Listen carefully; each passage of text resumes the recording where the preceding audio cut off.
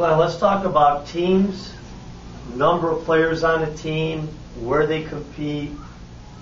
The training it's a no-brainer. It is what it is. Mm-hmm. Doesn't matter what team you're on, you're going to get the same training regardless. That's right. Skating, individual skills, athleticism, team play. That's right. Okay. After we have our evaluations and tryouts, then once we form that team, which, our midget minor team is going to end up with 18 skaters and 2 goaltenders. There's no way around that. We need that. And we know we're already going to have such a competitive tryout at that level and it's more of we're trying to teach them anyways a more of a high school, college, junior atmosphere. Mm-hmm. And then it's 4 lines, it's 60, it's 2 goalies. That's what you're going to compete with. If you want ice time, you're not competing against 6 guys. You've got a full team to compete against. That's the way it should be right? At that point, yeah. And now at the younger levels, it could be a bit different. Yeah, I think we found now at the youngest level, we call it pre-mite, where they're not even mite age yet. We kept 16 kids this year, and that was too many because a lot of what they can do, they can play 3-on-3 on our little ice here and have success, but now it's 16 guys on the bench. So we'll go with 2 pre-mite groups that'll probably be 10, 11, 12 kids. But now we've also found mite squirt, maybe first year Pee-wee, that we carry 12 kids, and probably a kid or 2 not enough.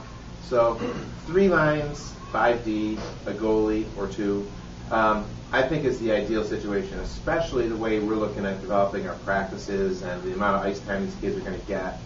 I really think that's the appropriate number, and that's what we shoot for. But just quickly on the teams at the younger levels, we're looking, I think, at call it a major, a minor, and depending on the tryout turnout, a possible mixed age team.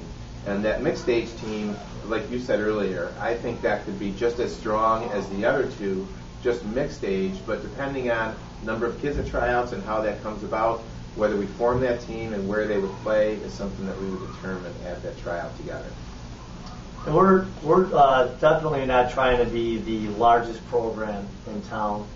No. That's not our goal. Our goal is to, have as many teams as we can and create a successful opportunity for them to develop. And so we have some flexibility there, and we've been pretty fortunate with success within teams and players. So a lot of people want to know how many players, how does it affect this, how does it affect that.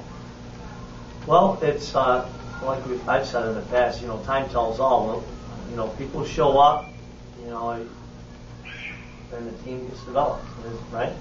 Yeah, and I think one thing we didn't mention in these other clips, but should say, is we're both in agreement on that American development model, that ADM from USA Hockey, that says more practice than games, more development than just running around the country playing in tournaments. We're way ahead. We have been the American development model. We have been. You're absolutely right. And I could say that, and anybody who's ever been a Red Wing or Grizzly, we are way ahead of that ADM. Absolutely. We've been doing that. So if you want to travel the United States and play in tournaments, then this is probably not the right spot to be. But if you want a lot of practice and development and athleticism, and not be flying to Chicago to play, but get more development, at the end of the day, you're going to improve substantially more than that guy that is flying to Chicago. Then this is the right spot. Okay.